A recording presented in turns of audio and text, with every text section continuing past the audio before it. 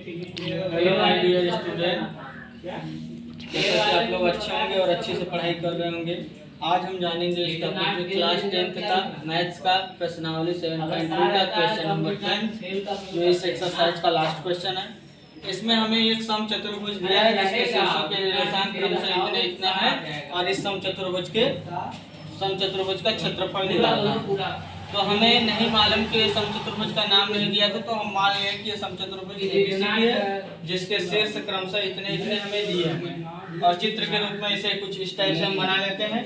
तो यहाँ से हमारा क्या हो जाएगा, इसके अनुसार पहले हम निकालेंगे इनके विकर्ण, क्योंकि इसका फार्मूला होता है 1/2 गुणे इनके विकर्णों का गुणनफल।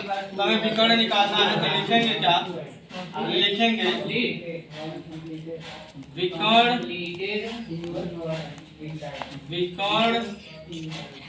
AC की लंबाई, विकर्ण AC की लंबाई निकालेंगे तो इसमें लगाया जाएगा दो बिंदुओं के बीच की दूरी वाला, क्योंकि यहाँ एक बिंदु है और दूसरा बिंदु यहाँ है।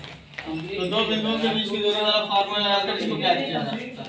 तो डिस्टेंस फार्मूला होता है हमारा x2 माइनस x1 का whole square plus y2 minus y1 का होल स्क्वायर। तो स्क्वायर रूट में यहाँ हो जाएगा x2 की वैल्यू देखा जाए तो x2 की वैल्यू यहाँ पर हमारी क्या है -1 और x1 की वैल्यू यहाँ पर हमारी 3 का होल स्क्वायर प्लस y2 की वैल्यू देखा जाए तो 4 माइनस y1 की वैल्यू देखा जाए तो यहाँ पर क्या होगा, x1 y1 होगा 0 का होल स्क्वायर।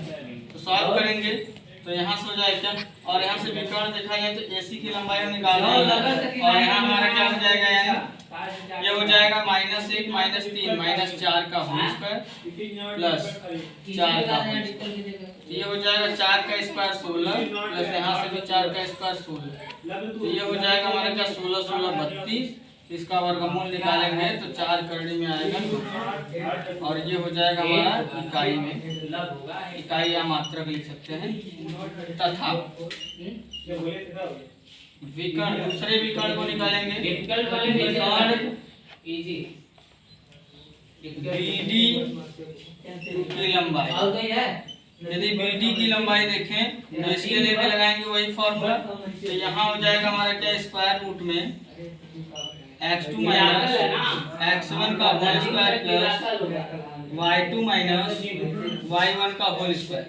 तो अब BD के लिए ये हो जाएगा x1 y1 और ये हो जाएगा हमारा x2 y2।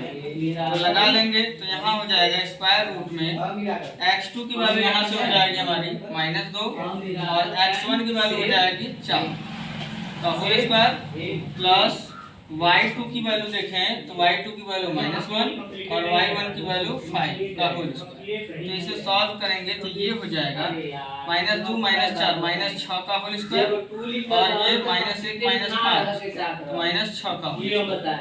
तो 6 का स्क्वायर आएगा 36 प्लस के 36 और 36 36 हो जाएगा 72 और इसका स्क्वायर रूट निकालेंगे तो ये आएगा 6 करने में 2 इकाई।